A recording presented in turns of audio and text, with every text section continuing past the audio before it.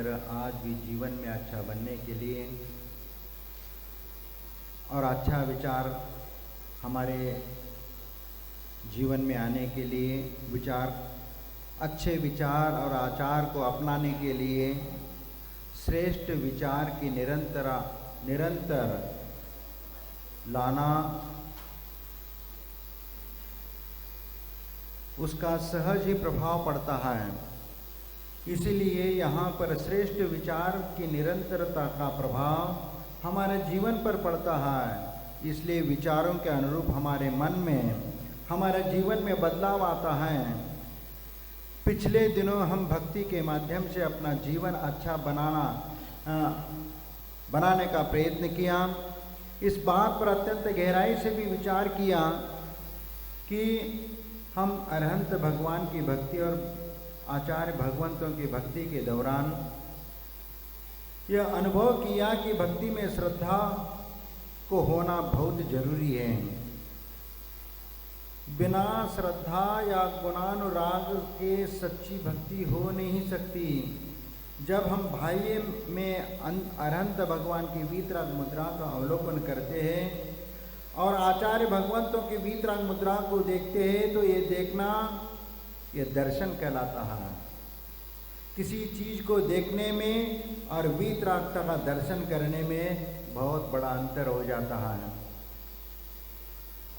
और उस बात को हमें समझने की आवश्यकता है। देखना और दर्शन दोनों में क्या अंतर है? आवाज अभी ठीक नहीं है।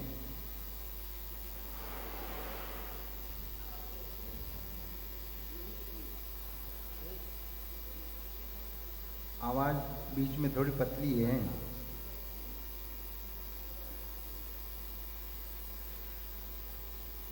यहाँ पर देखना और दर्शन, इसमें बहुत बड़ा अंतर है। यहाँ पर ये बात आती है कि जब कभी हमें देखने की बात आती है तो दर्शनीय स्थल देखने की बात आती है, लेकिन जहाँ पर दर्शनीय स्थल देखते हैं तो वह देखने की बात आती है, लेकिन जहाँ पर वीतराग भगवान के दर्शन की बात आती है तो वहाँ दर्शन का महत्ता है। अब यहाँ पर दर्शन और देखना, इस दोनों में अंतर इसलिए है कि कई बार ये कहते हैं कि भाई चलो मंदिर घुमाते हैं, मंदिर देख के आते हैं। कोई जैसे पर्यटन स्थल हो, जैसे मंदिर हो करके आते हैं, देख के आते हैं। नहीं, दोनों में बहुत अंतर है। मंदिर हम दर्शन करने के लिए चलते हैं और मंदिर देखने के लिए चलते हैं, दोनों में बहुत बड़ा अंतर है। एक तो सिर्फ अवलोकन मात्र होता है, वहाँ कोई भक्ति का या दर्शन का भाव नहीं है, श्रद्धा का भाव नहीं है। लेकिन जहाँ पर दर्शन आता है वहाँ पर श्रद्धा और भक्ति दोनों के भाव नजर आते हैं। तभी तो हम उस दर्शन को हम विशेष श्रद्धा भाव से करते हैं। इसीलिए दर्शन और देखने में बहुत अंतर है। इसलिए देखना तो मात्र दो आँखों से देखा जाता है और लेकिन दर्शन के लिए दो आँखें पर्याप्त नहीं है, क्योंकि दर्शन के लिए श्रद्धा की आँख और दर्शन के लिए अंतरंग निर्मलता का भाव आवश्यक है। दर्शन में भीतरी एकाग्रता की आवश्यकता है, आत्म विकास की ओर बढ़ने के भाव आवश्यक है। देखने में तो मात्र बाहरी दृश्य आ जाते हैं और जगत की ओर बढ़ने का, इंद्रियों का विलासता की ओर बढ़ने का वो मार्ग खुल जाता है। क्योंकि जहाँ पर दर्शनीय स्थल की बात आती है तो दर्शनीय या कोई भी दृश्य योग्य स्थान है तो उसको देखने का हो जाता है। और आवाज पतली है।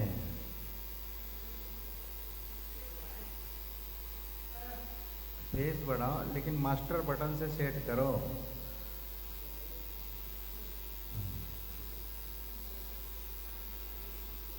दर्शन में एकाग्रता है, आप में विकास की ओर बढ़ने का भाव है।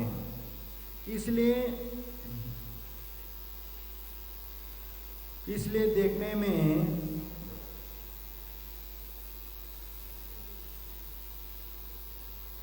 देखने में तो मात्र बाहरी दृश्य जगत की ओर हमारी दृष्टि आती है और इंद्रिय विलासता की ओर हम चले जाते हैं, क्योंकि जहाँ पर देखने का प्रसंग आता है तो वहाँ सिर्फ दृश्य देखने में लगते हैं और उसमें राग और विलासता को देखने का हम प्रयत्न करते हैं।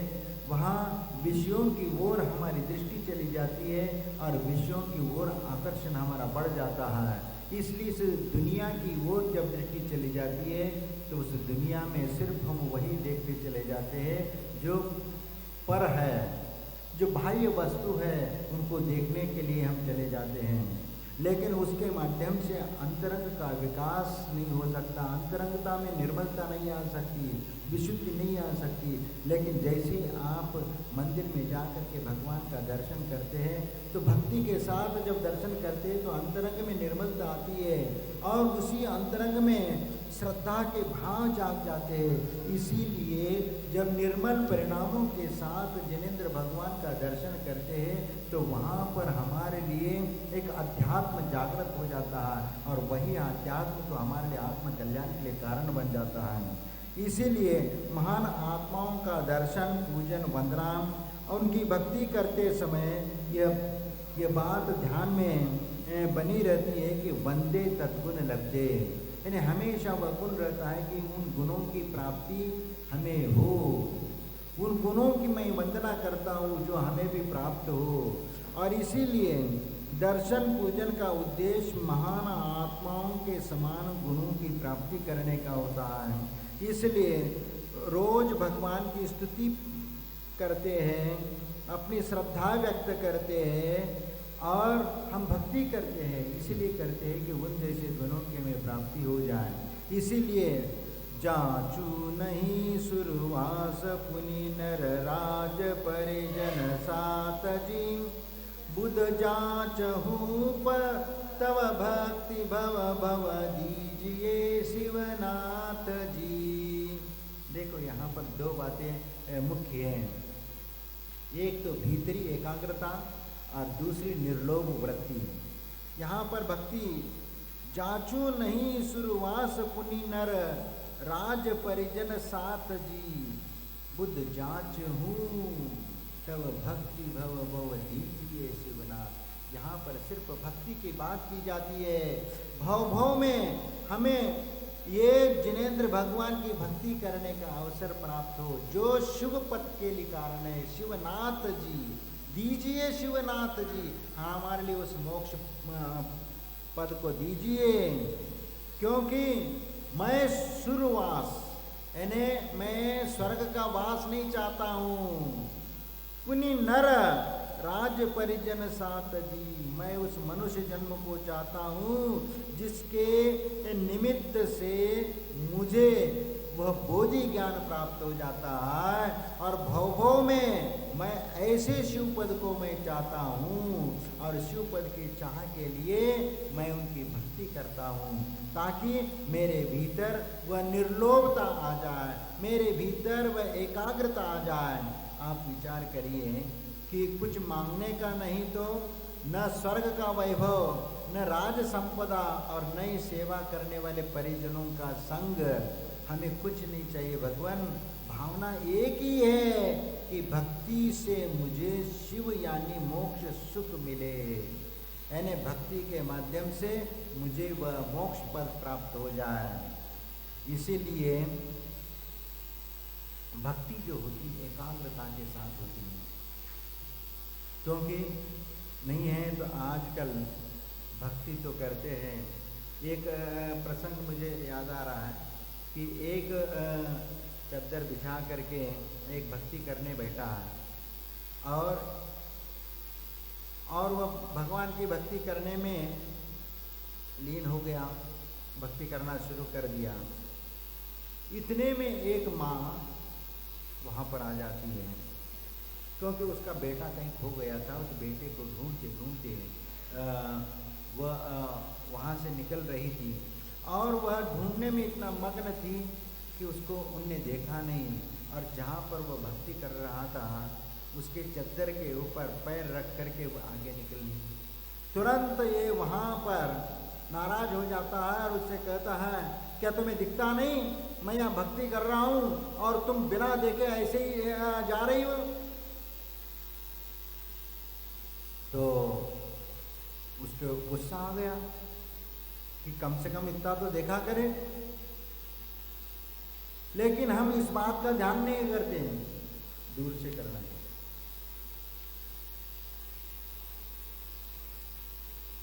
अब वहां पर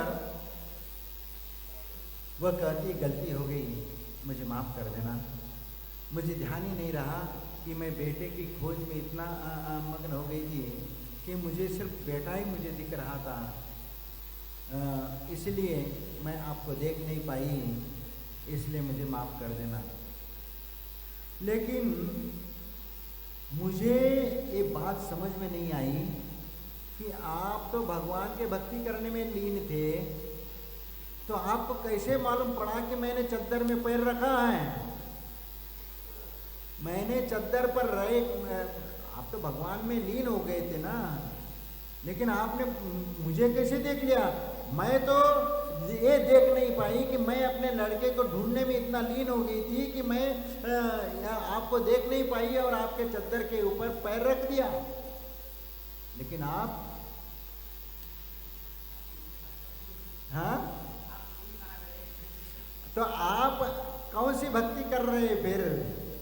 यानी भक्ति का सिर्फ प्रदर्शन कर रहे हैं, वहाँ तो दर्शन नहीं है, प्रदर्शन मात्र है, क्योंकि वहाँ आपकी मन की एकाग्रता नहीं है। आप भले ही वह भक्ति करने के लिए बैठे हैं, चद्दर बिछा करके बैठे और शांति से पाठ भी कर रहे हैं, लेकिन आपका चित्त कहीं और उधर देख रहा, इधर उधर देख रहा है। तो इसलिए तुम्हारी वह भक्ति कोई काम की नहीं है। ऐसी भक्ति में कोई मन की एकाग्रता ही नहीं है, तो भक्ति कैसे? जो वह माँ कह रही है कि मुझे होश नहीं रहा कि मैं अपने बेटे को ढूंढने में इतना मशगूल हो गई थी कि मैं सब कुछ भूल गई थी, मुझे सिर्फ मेरा बेटा दिख रहा था और कुछ नहीं, क्योंकि वह घबराई हुई और सिर्फ बेटे का ही वह चेहरा उसके सामने आ रहा था, इसलिए इधर उधर ढूंढते ढूंढते वह भूल गई। लेकिन अपनी गलती का एहसास भी वह कर लेती है, लेकिन उसकी एकाग्रता वहाँ पर थी। वैसी एकाग्रता भक्ति में भी हमारी भी होनी चाहिए, हमारे भीतर भी वह भक्ति होना चाहिए और उसमें एकाग्रता होना चाहिए। और एकाग्रता के साथ जब भगवान की भक्ति करते हैं तो उसमें एक अलौकिक आनंद प्राप्त हो जाता है, मन प्रसन्न हो जाता है और एक संतुष्टि प्राप्त हो जाती है।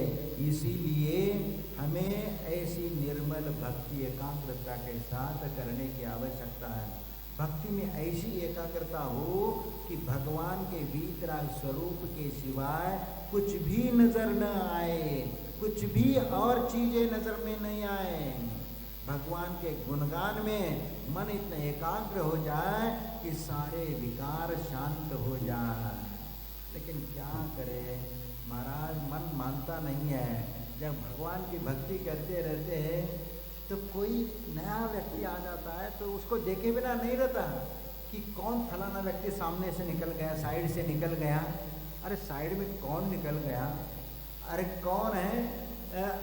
अब वह जिज्ञासा कितनी है देखो। आप आंख बंद करके जाप कर रहे हैं, लेकिन किसी का जाने का एहसास हो जाता है तो देख लेना आपकी आंखें खुल जाएगी, क्योंकि उतनी एकाग्रता हमारे भीतर है ही नहीं कि भाई फलाना कौन आ गया, बगल से आया। और यदि उस व्यक्ति को आवाज़ लगा दी, भाई साहब थोड़ा सा काम था, बस फिर क्या वो सामाई की छोड़ दे और सीधा उसी से बात करना शुरू कर दे। ऐसा होता है क्या? नहीं। तो एकाग्रता का अभाव माना जाएगा। इसीलिए यहाँ पर एकाग्रता की आवश्यकता है, क्योंकि कितनी आकांक्षाएं पूरी करवाने का मन करता है, लेकिन सारी सांसारिक इच्छाएं कभी पूरी नहीं होती। इच्छाएं सब सांसारिक ही होती है, मोक्ष की इच्छा बहुत कम लोगों की होती है।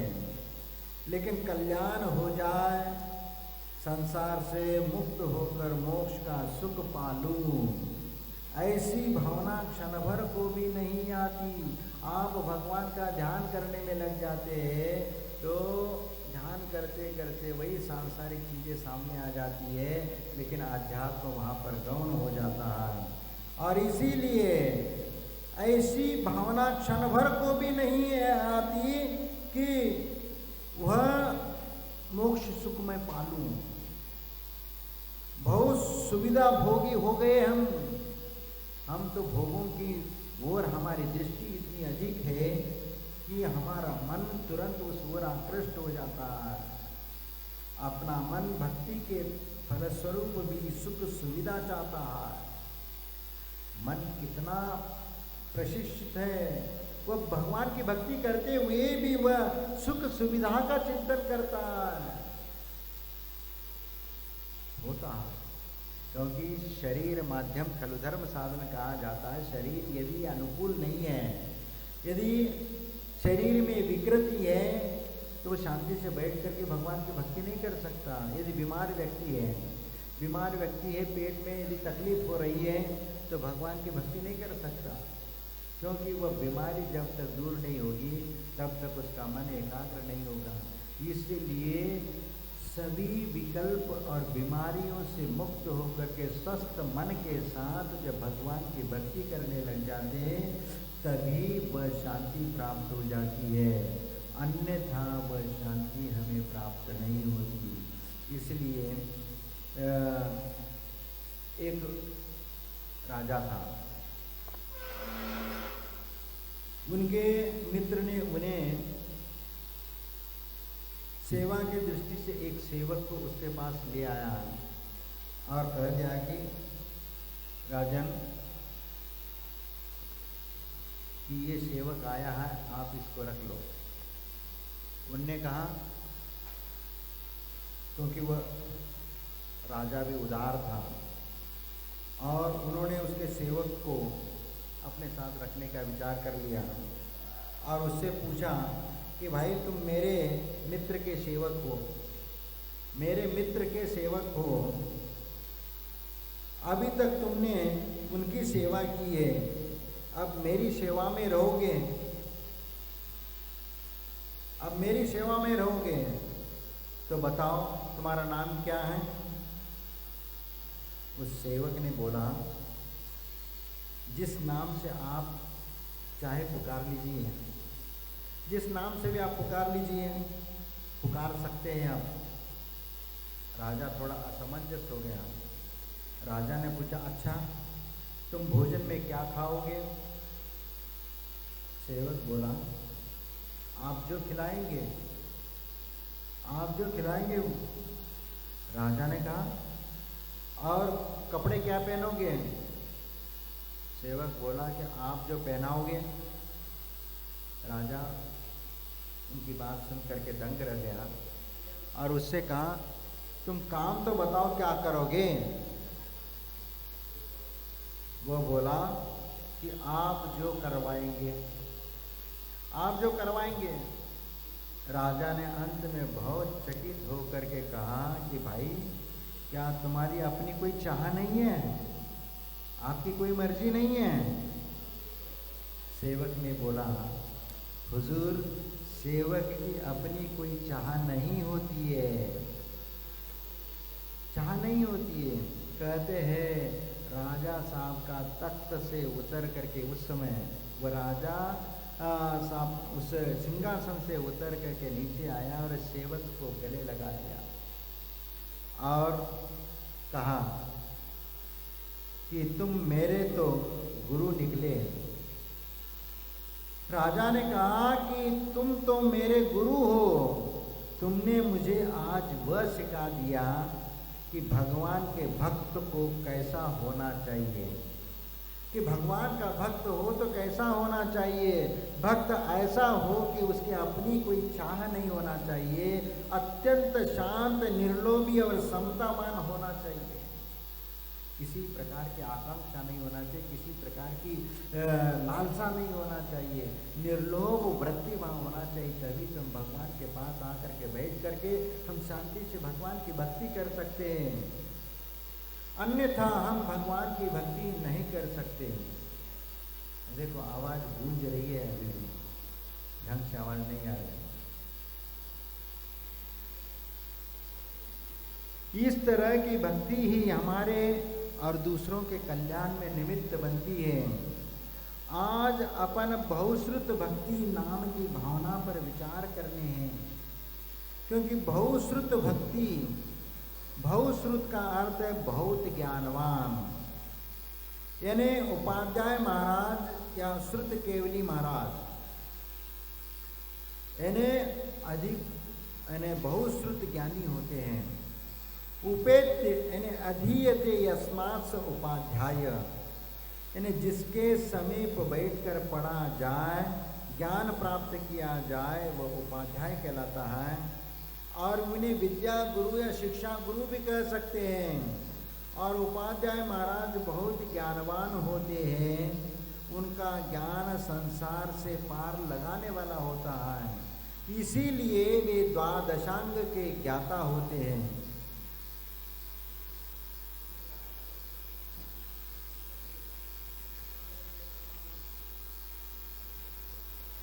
वे द्वादशांग के ज्ञाता होते, इसलिए आचार्य महाराज ने लिखा है कि जैसे माँ प्रेम से अपने बच्चों को दूध पिलाती है, ऐसे ही मनोदशा बहुश्रुत ज्ञान उपाध्याय परमेष्टि की होती है, उपाध्याय महाराज की होती है। उनके द्वारा कही हुई बात का प्रभाव भी पड़ता है, क्योंकि उनकी कथनी और करनी एक समान रहती है। वे जो उपदेश देते हैं वे पहले अपने जीवन में उतारते हैं और उसके उपरांत वह दूसरों को उपदेश देते हैं, और जो भी उपदेश देते हैं वो उनके स्वयं आचरण में लाते। इसलिए श्रावक लोग हमेशा साधु संतों के ऊपर भरोसा क्यों करते, उनके उपदेश को एकाग्रता से क्यों सुनने का प्रयत्न करते हैं, क्योंकि उनके आचार और विचार में एकता होती है, और जो आचरण में है वही वह वचन में आता है और उपदेश में वही देते हैं। इसीलिए श्रावक उनके ऊपर विश्वास कर लेता है। लेकिन किसी पंडित के ऊपर कोई विश्वास नहीं करता, क्योंकि उसके आचरण में वह गुण नहीं है। वह सिर्फ उपदेश का वह देता है, और उपदेश के वह अच्छे ज्ञाता है, यानी वक्तृत्व शैली उनकी अच्छी, उससे प्रभावित करता है, लेकिन आचरण के दृष्टि से कुछ भी नहीं है। इसीलिए यहाँ सबसे पहली वह बात आती है कि जीवन में आचरण में हो वही अनुभव में आता है, और वही हम उपदेश में दे देते हैं। इसलिए ये सबसे महत्वपूर्ण बात होती है। एक प्रसंग आया कि जैसे आप लोग भी महाराज जी के पास आते हैं, कई लोग आते हैं और महाराज से कहते हैं कि महाराज,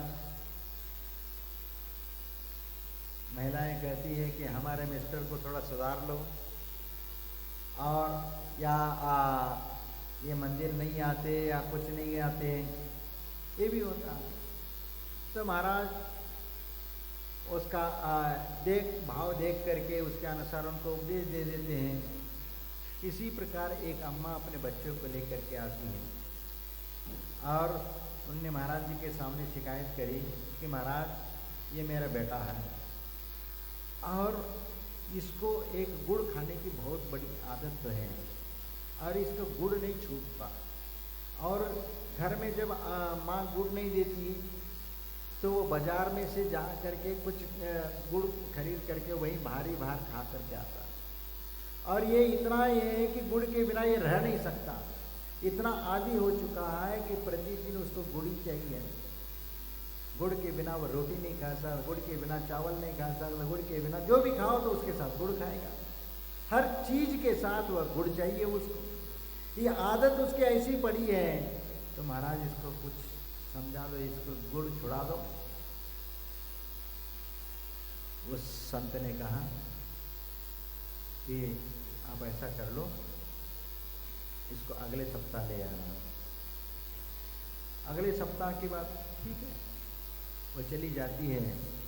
और जब 8 दिन बाद वह दोबारा उस संत के पास आ जाती है और संत से वह कहती है कि अब इनको समझा दीजिए। तो उस संत महात्मा ने उनसे कहा, बेटा गुड़ खाना अच्छी बात नहीं है, गुड़ को छोड़ दो। ये तुम्हारे लिए, शरीर के लिए, स्वस्थता के लिए अच्छी बात नहीं है। कोई भी बीमारियां हो सकती है, उससे बचने का एक ही रास्ता है कि इसको आप छोड़ दो। बच्चे ने और फिर इतना भी ये कहा कि मैं भी गुड़ खाता था, 8 दिन से मैंने भी बंद किया। बच्चे के ऊपर उसका प्रभाव पड़ा। उन्होंने कहा कि आपने भी गुड़ छोड़ा तो हमें भी छोड़ना चाहिए। तो तुरंत वह कहता है कि गुरुदेव मैं भी आज से गुड़ छोड़ता हूँ। तुरंत वह उसको स्वीकार कर लिया और गुड़ छोड़ दिया। लेकिन माँ को समझ में नहीं आया कि ये 8 दिन पहले भी तो ये बात समझा सकते थे अपने बेटे को। वो 8 दिन पहले आ करके उनको समझा देते कि भैया गुड़ छोड़ दो, तो छूट जाता। तो उनसे पूछा कि गुरुदेव आप 8 दिन पहले क्यों नहीं बताया, आज क्यों बताया? तो उस संत ने कहा कि बहन जी मैं भी गुड़ बहुत खाता था और मुझे भी वह उसकी आदत थी और मैं ही गुड़ नहीं छोड़ रहा था, तो मैं इसको कैसे उपदेश दूँ? इसलिए सबसे पहला तो मैंने गुड़ खाने का छोड़ने का मैंने प्रैक्टिस कर लिया। 8 दिन से मैं गुड़ न खा करके मैंने अपने आप को अनुभव कर लिया कि गुड़ मैं छोड़ सकता हूँ क्या नहीं। 8 दिन बाद मैं इतना विश्वस्त हो गया कि हाँ गुड़ के बिना मैं अब रह सकता हूँ, और इसीलिए मैंने संकल्प लिया कि आज के बाद गुड़ नहीं खाऊंगा। तभी मैं इस बच्चे के पास आया और बच्चे को अंतरंग से मैंने उस बात को कही, तो उस बच्चे को तुरंत वह महसूस हुआ और उसने छोड़ दिया। ये होता है क्योंकि संत पहले अपने आचरण में लाते हैं और उसके उपरांत दूसरों को उपदेश देते हैं। इसीलिए यह जो है एक आदर्श प्रस्तुत करा देती है, और इसीलिए आचरण के द्वारा दी गई शिक्षा प्रभावशाली होती है। और इसलिए बहुश्रुतवान उपाध्याय महाराज अपने व्रतों का निर्दोष पालन करते हैं, रत्नत्रय की आराधना करते हैं। इसलिए उनके निर्मल आचरण से सभी को सहज रूप से ज्ञान मिलता है और अपने जीवन में वो उतारने का प्रयत्न करते हैं। क्योंकि जब तक उस चीज को नहीं समझेंगे तब तक वह उतरता नहीं है। जब आचरण में आता है, जब उपदेश देते तो सामने वाला स्वीकार करता है, नहीं है तो नहीं। एक बार क्षमा सागर महाराज जी ने एक बात बताई थी कि उस समय वो घर में थे और घर के में वो पाठशाला वगैरह पढ़ाते थे, और उस समय तो पाठशाला वगैरह लेते थे तो बिना पैसों का ही लेते थे। लेकिन हमेशा हर कोई व्यक्ति पूरा समय ऐसा दे नहीं सकता, तो इसलिए उन्होंने एक टीचर को रख दिया था कुछ तनख्वाह के बेस पे वहाँ पर। और इसके अलावा ये लोग जो फ्री वाले थे वो भी अपना अलग अलग क्लास लेते थे और अपने हिसाब से रहते थे। लेकिन वो जो व्यक्ति पेड मेंबर था, वो जो पाठशाला लेता था, तो उनके इसमें बच्चे बहुत हंगामा करते थे। मैंने ज़्यादा यानी ढंग से सुनते नहीं थे, क्योंकि हल्ला गुल्ला करते थे, आपस में बातचीत बहुत करते थे। तो क्षमा सागर जी थे वो उस समय घर के गृहस्थ अवस्था में, तो उस समय उन्होंने देखा कि ये बच्चे इतना उधम क्यों करते हैं, शांति से सुनते क्यों नहीं हैं। तो उनको कुछ समझ में नहीं आया, लेकिन ठीक है, लेकिन फिर भी उसको परिश्रम करना पड़ता था, शांत बिठा करके उनको पढ़ाने का काम कराते थे। एक दिन वह छुट्टी में चले गए, छुट्टी में चले गए तो फिर उनके क्लास के जो बच्चे थे, अब वह उनको पढ़ाने वाला कोई नहीं, तो उन्होंने क्या बोला कि चलो तुम लोग भी आ जाओ, हमारे क्लास में बैठ जाओ। तो फिर वह क्षमा सागर जी थे, उनके क्लास में बैठे हैं। अब शांति से बैठ करके उनकी बात सुनने लग गई। अब शांति से बैठ करके सुनने लगे तो उन्होंने बीच में पूछा कि बच्चों, तुम उस क्लास में इतना शोरगुल क्यों करते हो, इतना हल्ला गुल्ला क्यों करते हो? शांति से यहाँ जैसे आप बैठे हो, इस प्रकार शांति के साथ आप पढ़ाई क्यों नहीं करते हैं, सुनते क्यों नहीं उनकी बात? तो उसमें से एक बच्चा उठ के खड़ा हुआ और कहा कि बात ये है कि वो यहाँ क्लास आने के पहले उस होटल में प्याज लहसुन खा करके आता है और यहाँ उपदेश देने आता है, इसीलिए हमें वह अच्छा नहीं लगता, इसलिए हम उनकी बात नहीं सुनते। उस समय उनको लगा कि बात सही है, क्योंकि जो व्यक्ति का जैसा आचरण होता है उसका प्रभाव उन बच्चों के ऊपर जरूर पड़ता है, क्योंकि त्याग की महिमा जहाँ पर होती है वहाँ से बच्चे अपने आप प्रभावित होते हैं। ये एक के क्लास में शांति से बैठ सकते हैं और एक के क्लास में शांति से नहीं बैठ सकते। इसका कारण जब महसूस हुआ कि उस चीज़ का कि क्योंकि गुण होना आवश्यक है, गुण के बिना कोई भी उपदेश सुनने को तैयार नहीं होता। इसलिए उपाध्याय जो हमारे परमेश की होते हैं वे अपने आचरण के द्वारा द्वादशांग सूत्र का ज्ञान रखते हैं और उनमें श्रद्धा, ज्ञान और चारित्र, इन तीनों का समन्वय उनके भीतर होता है। इसीलिए चारित्रवान का ज्ञान ही श्रेष्ठ माना गया है। इसलिए चारित्र क्यों श्रेष्ठ माना गया? क्योंकि सिर्फ श्रद्धा ज्ञान होना मात्र महत्वपूर्ण नहीं है, ज्ञान के साथ साथ चारित्र भी होना आवश्यक है। और चारित्र नहीं है तो जीवन में कोई शांति नहीं है, कोई सुख नहीं है। तो इसलिए आचार्य अकलंक देव भी राजवार्तिक में एक दृष्टांत दिया है, वहाँ पर उन्होंने उद्धृत किया हुआ है कि उसमें एक अंधा और एक लंगड़ा व्यक्ति का उदाहरण दिया है। और वहाँ पर वह कहते हैं कि एक जंगल में आग लगी है और उस जंगल में एक अंधा व्यक्ति भी है और एक लंगड़ा व्यक्ति भी वहीं पर है। ये अंधा व्यक्ति जो जन्मजात अंधा है उसको तो रास्ता नहीं दिख रहा, आग लगी है, आग लगी है तो वह इधर उधर भाग रहा है, रास्ता ढूंढ रहा है, लेकिन रास्ता नहीं मिल रहा है। लेकिन आँख वाला के पास आंखें है, वह देख रहा है इस तरफ से आग लगी है, बचने का रास्ता भी है लेकिन पैर नहीं है, तो जाए कैसे, जाए कैसे, निकले कैसे इस जंगल से बाहर?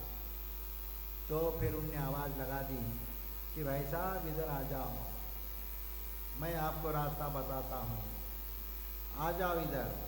लेकिन एक काम तुम्हें करना पड़ेगा कि मैं पैरों से लंगड़ा हूँ, मुझे आप अपने कंधे पर बिठा दीजिए और मुझे ले चलिए और मैं तुम्हें रास्ता दिखाता हुआ चलूँगा और तुम चलते चले जाना।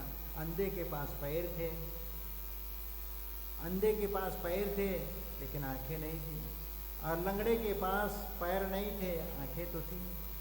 यानी ज्ञान है, देखने में सब कुछ आ रहा है। तो फिर कंधे पर बैठ करके वह रास्ता दिखाता हुआ चलता और वह अंधा व्यक्ति उसके इशारे के अनुसार वह भी चलता चला जाता है, इधर इधर इधर करते हुए उस जंगल से पार हो जाते हैं। इसीलिए कहा जाता है अंधश्च पंगो वने प्रविष्टो तमसम प्रयुक्तो नगरम प्रविष्टो। यानी संयोग मेवा वदंत तज्ञा न हेक चक्रे न रथ प्रयाति अंधश्च पंगु वने प्रविष्टो तम संप्रयुक्तो नगरम प्रविष्टो। यानी संयोग मेवा वदंत तज्ञ, संयोग से ही हमें लक्ष्य की प्राप्ति हो सकती। संयोग मेवा वदंत तज्ञ, तज्ञ यानी ज्ञानी पुरुष कहते हैं कि संयोग से ही हमारे लिए रास्ता खुलता है। इसलिए ज्ञान दर्शन चारित्र तीनों का समन्वय होना आवश्यक है। इसलिए ज्ञान है लेकिन श्रद्धा और चारित्र से समन्वित भी होना चाहिए, उससे संयुक्त होना चाहिए। अब चारित्र नहीं है, चारित्र नहीं है तो भी कोई मतलब नहीं। आंखें भी होना चाहिए, ज्ञान की आंखें भी हो और आचरण के चरण भी हो। चरण है तो चलने में सहायक बनेगा और आंखें हैं तो देखने में काम आएगा। इसीलिए ज्ञान और चारित्र और अंधा और पंगु, अंधा ये चारित्र तो है लेकिन ज्ञान नहीं है, और उस आंख वाले के पास तो ज्ञान तो है, आंखें तो है लेकिन पैर नहीं है, चारित्र नहीं है, तो दोनों का कभी कल्याण नहीं हो सकता। इसलिए ज्ञान और चारित्र का संयोग जहाँ पर हो जाता है वहाँ पर वह रास्ता निकलता है, और वह रास्ता निकलता है तो जंगल से पार भी हो जाते हैं। इसीलिए जब बच्चों को भी, छोटे छोटे बच्चे कहानी सुन करके खुश हो जाते, क्यों खुश हो जाते हैं? क्योंकि उनको एक कहानी से एक शिक्षा मिल जाती है। ज्ञान और चारित्र का एक साथ होना अपने संसार से पार होने के लिए कितना जरूरी है, यानी अधिक जरूरी उसी का है। उपाध्याय महाराज का ज्ञान चारित्र से युक्त होने के कारण वह सभी को संसार मार्ग से पार लगाने में वह सहायक हो जाते हैं। इसलिए उपाध्याय महाराज का योगदान बड़ा महान होता है। इसलिए उनके गुणों का स्मरण करना, चिंतन करना और गुण को स्वयं प्राप्त करने का पुरुषार्थ ही उनके प्रति सच्ची भक्ति कहलाती है। और इसीलिए हम इस प्रकार की सच्ची भक्ति करते हैं और उनका अनुसरण करते हैं, क्योंकि उनके गुणों की भक्ति करके हम आत्मसात करने का प्रयत्न करते हैं। क्योंकि वह हमारे जीवन में, आचरण में आ जाता है तो वह हमारे आत्म कल्याण के लिए कारण बन जाता है, और इसीलिए उसको जीवन में उतारने का हम प्रयत्न करते हैं। आत्मज्ञान की शिक्षा वह देते रहते हैं। ज्ञान प्राप्त करने वाला भी उनके प्रति श्रद्धा, विनय और अनुराग रखते हुए ज्ञान हासिल करता है। और इसीलिए तो उपाध्याय महाराज अपने शिष्यों को सिखाने का, वे हर बात को इतना प्रेम से उदाहरण देकर समझाते हैं कि जिससे शिष्य कठिन से कठिन बात को भी समझकर आत्मसात कर लेता है। वे शिष्यों को श्रेष्ठ ज्ञान के साथ साथ श्रेष्ठ संस्कारों को भी शिक्षा देते हैं। इसीलिए बहुश्रुत ज्ञान, यानी बहुश्रुत ज्ञान रखने वाले वो उपाध्याय परमेश्वरी होते हैं। इसलिए बहुश्रुत, ये 16 कारण भावनाओं में भी ये बहुश्रुत ज्ञान, बहुश्रुत भक्ति कही है कि ऐसे बहुश्रुत ज्ञान वाले जो उपाध्याय जी परमेश्वरी है उनके प्रति भी हमें भक्ति रखना चाहिए और उनकी भक्ति करना चाहिए, उनके गुणों का स्तवन करना चाहिए। वे अपने शिष्यों को ऐसा ज्ञान देते हैं कि जिससे उनका अज्ञान रूपी अंधकार दूर हो जाता है और उनमें एक ज्ञान की ज्योति प्रकट हो जाती है। राग द्वेष उनमें से घटने लगता है। राग द्वेष के प्रति वह भावना कम होने लगती है और वीतराग के भाव उनके भीतर आने शुरू हो जाते हैं और यही वीतराग भाव प्राणी मात्र के कल्याण के लिए कारण बन जाता है और प्राणी मात्र के प्रति प्रेम उत्पन्न हो जाता है। क्योंकि जो गुरु शिक्षा देते हैं जो गुरु बात बताते हैं तो शिष्य हमेशा उसको ग्रहण करके चलता है और उसको आत्मसात करके चलता है। तो यहाँ पर एक बार एक गुरु ने अपने एक शिष्य को एक मंत्र दिया और कहा कि यह मंत्र अलौकिक है, इससे सब जीवों का उद्धार हो जाता है, कल्याण हो जाता है, लेकिन इसे गोपनीय रखना है, इसको गोपनीय रखना है, सबको मत बताना। तो वह शिष्य उस बात को सुन करके वहाँ से चला जाता है और दूसरे दिन वह रास्ते के किनारे बैठ करके उस मंत्र को जोर जोर से पढ़ रहा है और जोर जोर से पढ़ रहा है। आने जाने वाले सब लोग उस मंत्र को सुन रहे हैं और सभी को सुनने में आ रहा है। तब वह गुरुजी वहाँ पर आते हैं और कहते हैं, शिष्य को बुलाकर उससे कहा कि देखो बेटा, ये ऐसा मंत्र नहीं पढ़ा जाता। मैंने क्या कहा था, मंत्र को एकांत में जपना चाहिए और एकांत में उसका पाठ करना चाहिए। तो शिष्य बोलता है कि आपने कहा था कि ये मंत्र अलौकिक है, इससे जीवों का कल्याण होता है। तो मैंने सोचा कि सभी लोग सुनेंगे तो सबका कल्याण हो जाएगा, इसीलिए मैंने सबके कल्याण के बारे में विचार किया और निस्वार्थ प्रेम भावना से मैंने उस मंत्र को उच्चारण किया। शिष्य की भावना देख करके गुरु भी प्रसन्न हो जाते, क्योंकि यहाँ तो शिष्य की निस्वार्थ प्रेम की भावना जागृत हो गई। सर्व कल्याण की विचार की जो प्रशंसा की है वह सबसे बड़ी महत्वपूर्ण हो जाती है कि, और ये भी हमको समझाया कि ऐसे किसी के भी द्वारा मंत्र सुनने मात्र से कल्याण नहीं होता।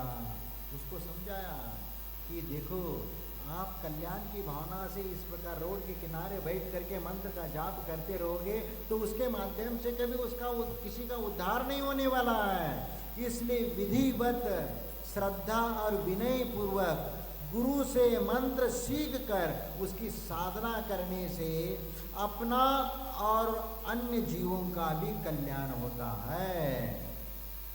यानी उपाध्याय परमेश जी ने उस शिष्य को श्रद्धा और विनय से ज्ञान की आराधना और साधना करने की विधि उनको बता दी, क्योंकि स्व पर का कल्याण कैसे किया जाता है ये बात वह अच्छे ढंग से समझा सकते हैं। क्योंकि स्व और पर का कल्याण कैसे करना चाहिए, क्योंकि हम अपनी आत्म साधना करते समय हम अपने आत्मा के बारे में विचार करें, और जब पर कल्याण की बात आती है तो हम पर कल्याण के बारे में भी विचार करें। क्योंकि इसीलिए कहा जाता आदिदम कादवम जय सकै पर हिदम च कादवम, आद हिदम पर इदादो आद हिदम सुक्त कादवम। यानी आत्मा का हित करना चाहिए और पर का हित भी करना चाहिए। आद हिदम कादवम पर हिदम च कादवम, आत्मा का हित करना चाहिए और पर का भी हित करना चाहिए। यदि हमारे पास समय है तो पर का भी हित करना चाहिए, लेकिन आत्मा का हित और पर का हित में किसका पहला करना चाहिए? आद हिदम सुट्टु कादवम, आद हिदम पर इदादो आद हिदम सुट्टु कादवम। पहले सबसे पहला आत्मा का हित और पर के हित में सबसे पहला आत्मा का हित करना चाहिए, और समय मिलता है तो पर का हित करना चाहिए। यही तो आचार्य ये उपाध्याय परमेश जी वही करते, बहुश्रुत ज्ञानी होते, वो स्वयं अध्ययन करके ज्ञानी होते हैं और संसारी भव्य जीवों के लिए वो मोक्ष का उपदेश देते हैं, कल्याण का मार्ग देते हैं। और यही तो जब वह शिष्य गुरु बना करके जब वह चलता है तो वो विद्या अपने आप उनको प्राप्त हो जाती है, वह शक्ति उसके भीतर आ जाती है। इसीलिए यदि उपाध्याय महाराज की ऐसी महिमा होती है कि उनकी अनुपस्थिति में भी कोई शिष्य उनका स्मरण करके श्रद्धा और विनय भाव से सम्यक ज्ञान की आराधना करता, तो वह सब उसको प्राप्त कर सकता है, वह साधना करके उसको प्राप्त कर लेता, हासिल कर सकता है। यही तो बात है। क्योंकि जब हम श्रद्धा और भक्ति के साथ जब कार्य करते हैं तो निश्चित वहाँ पर वह शक्ति अपने आप आपको प्रकट होना शुरू हो जाती है, किसी न किसी रूप में वह प्राप्त होना शुरू हो जाती है। आपने इसमें सुना है महाभारत में एकलव्य ने द्रोणाचार्य की अनुपस्थिति में भी धनुर्विद्या सीख ली थी, और वह ऐसी धनुर्विद्या सीखी थी कि अर्जुन को भी मात करा दे। वह कैसे? बिना गुरु के उसने कैसे वह विद्या प्राप्त कर ली? यही तो बात है। किसी किसी शिष्य में ऐसी क्षमता होती है तो गुरु बना करके उन्होंने एक पुतला बनाकर, द्रोणाचार्य का पुतला बना करके रख दिया, और उन्हें मान ली ये मेरे गुरु हैं। और क्योंकि द्रोणाचार्य ने प्रत्यक्ष रूप में तो उनको मना कर दिया था कि मैं आपको नहीं धनुर्विद्या का ज्ञान नहीं करा सकता, लेकिन उन्होंने गुरु द्रोण को गुरु मान करके उनका पुतला बना करके रख दिया, और पुतला बना करके रख दिया, और वहाँ पर वह उनके सामने, यानी किस प्रकार उनने हृदय में उनका स्थापित किया होगा, विचार करो। और जब भी बाण मारना होता है तो वह उनसे पूछता है कि कैसे पकड़ना है, ऐसे पकड़ा जाता, ऐसे पकड़ा जाता, कैसे मारा जाता है, कैसे देखा जाता है। वह उस प्रकार वह पूछते पूछते ही वह अपना धनुष को उस प्रकार पकड़ना सीख जाता है, और पकड़ करके कैसे मारना और मारना, और ऐसे करते करते उन्हें धनुर्विद्या में इतना निष्णात हो गया कि शब्द वेदी विद्या को उन्होंने प्राप्त कर लिया। आँखों पर पट्टी बांध दीजिए, और कहीं से भी आवाज़ आ गया उस दिशा में वो बाण छोड़ देंगे तो सीधा उस जा करके लग जाएगा। इतना शब्द वेदी विद्या बोलते हैं उसको। यानी यदि आप जितने भी दूर बैठे हो और वहाँ से आप बात कर रहे हो तो सीधा आपकी तरफ आप बिना देखे वो बाण चला देगा तो वहीं जा करके लग जाएगा। और इतना चतुराई और हाथ सफाई के साथ कि एक बार जब अर्जुन उस जंगल में घूमने के लिए निकला था, और घूमते घूमते वह निकला और एक कुत्ता भौंकने लगा, और कुत्ता भौंकने लगा तो एकलव्य ने, वो तो कहाँ से सिर्फ आवाज़ आ रही थी, वह कुत्ता कहाँ था ये मालूम नहीं था, लेकिन उन्होंने कुत्ते का मुंह बंद करा दिया। धनुष बाण एक के बाद एक ऐसे तीर मारे और उसके मुंह में जा करके लगे, लेकिन मुंह को छेद नहीं किया उसने, और मुंह में जा करके लगे और पूरा मुंह में वो बाणों से भर गया, और वह उसका बोलना बंद हो गया। और ये अर्जुन ने देख लिया कि ये कौन सा ऐसा धनुर्विद्याधारी है जो इस कुत्ते के मुंह को भी ये कर दिया।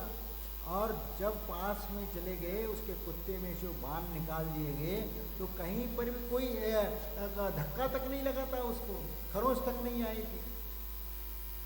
कैसी वो विद्या होगी, विचार करो। और फिर उस व्यक्ति को ढूंढते ढूंढते वहाँ आया, तब तक वह एकलव्य वहाँ पर आ जाता है। तो पूछा आप कौन हैं? मैं एकलव्य हूँ। तुमने धनुर्विद्या कहाँ से सीखी? ये विद्या मैंने द्रोणाचार्य से सीखी। द्रोणाचार्य से सीखी क्योंकि द्रोणाचार्य ने तो संकल्प लिया था सिर्फ अर्जुन को ही धनुर्विद्या में निष्णात करूंगा और किसी को वह विद्या में नहीं दूंगा। तो ये तुझे कैसे उन्होंने दे दिया? भैया दे दिया, वो कला प्राप्त हो गई। कैसे प्राप्त हो गई? फिर उसने द्रोणाचार्य के पास गए और द्रोणाचार्य के पास जाकर अर्जुन ने कहा कि गुरुदेव, आज मैंने एक जंगल में एक चमत्कार देखा। एक धनुर्धारी को मैंने देखा और इतनी सफाई से वह धनुष बाण चलाता है कि उसके हाथों में एक जादू, और वे कुत्ते के मुंह को बंद कर दिया और थोड़ी भी खरोंच तक नहीं आई। ऐसी विद्या आपने कैसे सिखाई? आपने तो संकल्प लिया था जो भी धनुर्विद्या का ज्ञान है वह आप सिर्फ हमें देने का आपने वादा किया था, तो ये ज्ञान आपने उसको कैसे दिया? मैंने किसको दिया? मैंने तो किसी को नहीं दिया, मैंने तो आपको ही दिया है। नहीं गुरुदेव, जंगल में एक व्यक्ति है और उसने वह धनुर्विद्या हासिल की है और वह उसमें निष्णात है। निष्णात है? कौन है? और वह उनके गुरु कौन है? वह तो आपको ही गुरु मानता है, आपको ही गुरु मानता है। अच्छा, मुझे ही गुरु मानता है और मुझसे उनने विद्या सीखी है। कौन है ऐसा वह शिष्य? चलो देखते हैं। तो अर्जुन के साथ वह गुरु द्रोण भी उनके साथ चले जाते हैं और जंगल में जा कर के देखा कि वह एकलव्य वहाँ पर जंगल में वहाँ एक स्थान पर बैठा हुआ था। वहाँ देखा यही है वह बालक जिसमें धनुर्विद्या में निष्णात है और इसके पास जो कला है वह कला कहीं पर भी नजर नहीं आएगी। तो उनने पूछा कि तुम्हें यह ज्ञान कहाँ से प्राप्त हुआ? उन्होंने कहा कि मैंने गुरु द्रोण से मैंने ये विद्या हासिल की। गुरु द्रोण सामने खड़े हैं, वह कहता है कि मैंने गुरु द्रोण से विद्या सीखी। जैसे ही वह आए थे वैसे उन्होंने चरण छू लिया था, लेकिन द्रोण ने कहा कि मैंने तो छुद्रों को तो मैंने इस प्रकार की विद्या तो मैं कभी देता नहीं हूँ और मैंने तुम्हें देने का भी निषेध किया था, तो तुमने कैसे प्राप्त किया? गुरुदेव, आपने ही मुझे विद्या दी है। कैसे? तुमने कैसे सीखा बताओ? उनने कहा चलो मैं बताता हूँ। ऐसे कह करके वो अपनी झोपड़ी में ले गया और उनने बता दिया कि ये मेरे गुरु है। द्रोणाचार्य ने अपना पुतला देख करके आश्चर्यचकित होगा, इसने आपको सिखाया और तुमने तुम्हारे गुरु द्रोण है ना, मैं हूँ, तो तुमने मुझे गुरु दक्षिणा तो दी नहीं। तो गुरु दक्षिणा क्या थे? उन्होंने बोला आप मेरे गुरु द्रोण हैं तो आपको चाहिए क्या चाहिए? गुरु दक्षिणा में उनने कहा कि अंगूठा चाहिए, दाहिने हाथ का अंगूठा। अंगूठा हो गया तो बाण कैसे चलाओगे? फिर भी वह अंगूठा, वो इनने ये नहीं विचार किया कि भाई इनसे तो मैंने सीखा नहीं, मैंने तो पुतला के सामने सीखा। ऐसा भी नहीं बोला उनने। आप गुरु है और आपने गुरु दक्षिणा के रूप में अंगूठा यदि मांगा है तो तुरंत अंगूठा को काट करके उनके चरणों में रख दिया। ये होती है गुरु भक्ति, ये होता है त्याग, तपस्या। उसमें तर्क नहीं होता, उसमें कोई कुतर्क नहीं होता और समर्पण वहाँ पर सिर्फ नजर आता है। और इसीलिए वह उपाध्याय महाराज स्मरण भी अपने भीतर जो ज्ञान बढ़ाने के लिए करते हैं, क्योंकि वही तो ज्ञान है। क्योंकि वह आत्मज्ञान को प्राप्त करने के लिए उस ज्ञान को वह दूसरों को बताते, उपदेश देते हैं। इसीलिए आप भगवान महावीर की स्तुति करते समय आप पढ़ते हैं, यदि आवा गंगा विविध नय कल्लोल विमला बृहज्ञानाम्भोभिर् जगति जनतां या स्नपयति विधीनामप्येषा बुध जन्मरालय परिचिता महावीर स्वामी नयन पथगामी भवतु मे। देखो यहाँ पर भगवान की वचनामृत रूपी गंगा में जो भी स्नान करता है वह निर्मल हो जाता है। इसीलिए यह तो उस समय की बात है कि भगवान साक्षात समूह शरण में विराजमान थे और उनकी वाणी सुनने का सौभाग्य लोगों को प्राप्त होता था। पर आज उनकी अनुपस्थिति में भी जो भव्य जीव हंस के समान विवेकवान होकर उनकी वाणी का अभ्यास करता है, वह वाणी उन जीवों को कल्याण में निमित्त बन जाती है। आज साक्षात भगवान का समूह शरण नहीं, न उनकी दिव्य देशना सुनने का अवसर प्राप्त होता है, फिर भी आज परोक्ष रूप में उनकी देशना को आत्मसात करके आत्म कल्याण के निमित्त उसका आचरण कर लेते तो निश्चित हमारा आत्मा का उद्धार हो जाता है। इसलिए उपाध्याय परमेश्वर जी के इन श्रेष्ठ गुणों के प्रति अनुराग रखना और उनके गुणों का स्मरण करना और चिंतन और ध्यान करके उन जैसे गुणों को प्राप्त करने की भावना करना, यही भावना तो हमारे लिए उस 16 कारण भावनाओं की ओर ले जाता है, एक आदर्श जीवन जीने के लिए कारण बन जाता है और एक सद्विचार हमारे जीवन में वह आ जाता है और वही विचार तो हमारे लिए तीर्थंकर प्रकृति के लिए कारण हो जाता है। इसलिए इस प्रकार की भावना हम निरंतर भाते रहते हैं और इसी प्रकार उन उपाध्याय परमेश्वरी के भी इसी प्रकार गुणानुवाद करते हुए उन गुणों को आत्मसात करने का प्रयत्न करेंगे और हम अपना आत्मा का उद्धार करेंगे। जय बोलो महावीर भगवान।